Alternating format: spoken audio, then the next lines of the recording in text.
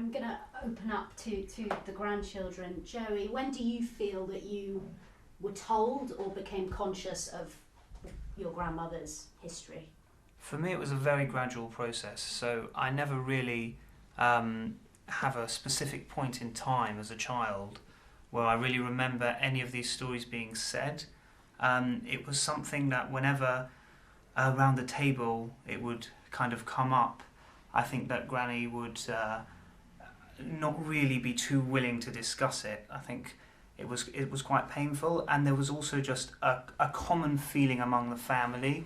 We all knew that we don't really talk about these things. And somehow, just over time, I just ended up knowing these things almost kind of from snippets here and there and almost against everyone's will. I just somehow would have found these out. And it was only really in very recent years that we started to discuss these things much more openly, and it's just recently become much more of a thing. I think one of the things that may have helped is the introduction of some new people to the family. So a few of us we've all got married. My wife has a background in Holocaust studies, so my grandmother was always very willing to kind of open up to her, but also meeting new people for the first time. It wasn't kind of expected that you just kind of knew, but we don't talk about it because obviously new people don't just know. So it was only then that I really almost kind of came to learn stories that I knew but I didn't know, kind of for the first time. Same question, Ben. Again, very oblique and sort of spoken of in whispers frequently, I would say, but never explicitly. So I think it was kind of always there. And then I remember vividly once, I think I was also about the age of 7, that conversation happening a tiny bit more directly than before. And I just remember Granny's face and eyes, and as a little boy, kind of maybe just old enough to engage with that conversation on some level, I still remember the feeling and that this was so real, that these things that whether I knew exactly what had happened or I didn't, but the feeling of it is still, I think now at the age of 32, I think that feeling as a 7-year-old boy is with me.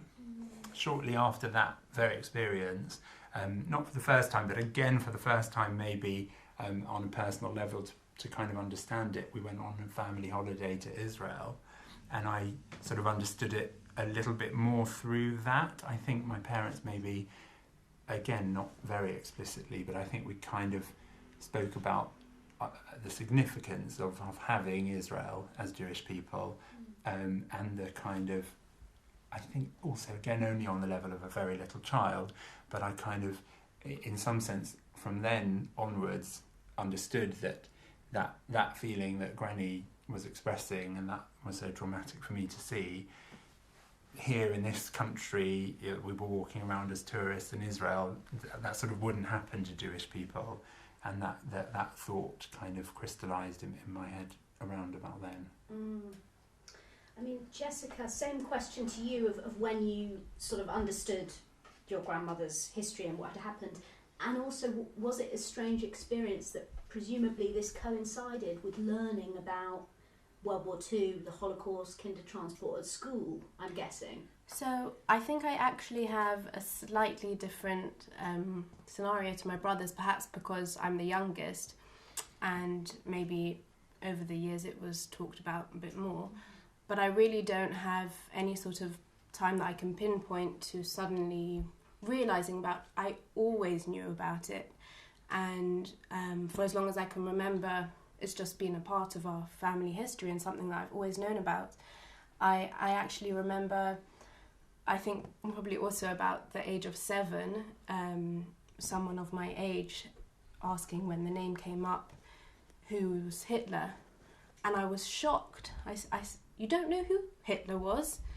A Jewish girl my age, and so it's definitely always been something that I was aware of. Yes, there were elements of it was difficult to talk about, especially for Granny, but I definitely also did the second part of your question, I did learn about the Holocaust and the war in school from a young age, and connected from the beginning, connected the two, especially as Granny's husband, our granddad, fought in the Second World War. I always knew about that. That was always, as well, part of the family history. So this is sort of a question that I'd be interested to know everyone's answer, but Pamela, I mean, did this understanding and this history affect your relationship with your mother in any way? That's a good, interesting question. I don't actually think so, because I was very lucky in that, because it was so oblique, I wasn't so badly affected as many second generation children were. I wasn't told, oh, it's terrible to waste food because we starved. There was none of that. I had a totally beautiful childhood, probably overcompensating for what happened to my mother and also my father, who lost his father at an early age. So I can't say it affected my upbringing in any unpleasant way. Probably the opposite. So no, it was totally lovely and charming. Okay. And I feel very lucky, because I understand it wasn't like that for every second generation, and some of them were quite mucked up themselves.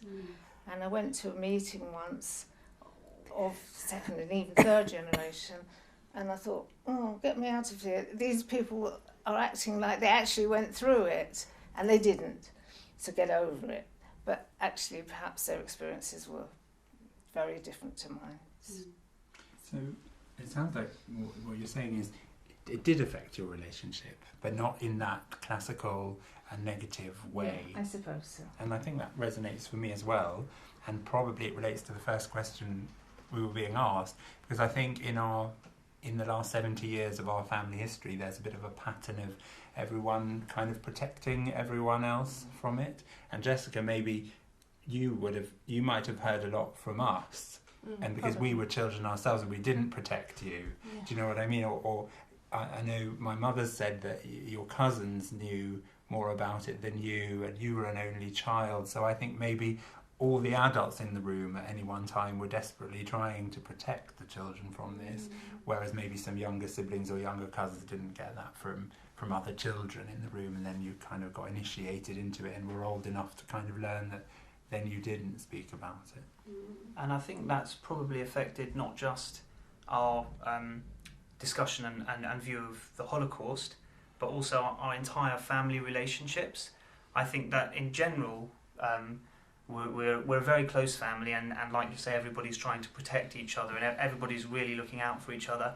I think the fact that Granny and our family's been through so many things has kind of made us push for kind of more togetherness and more love on each other.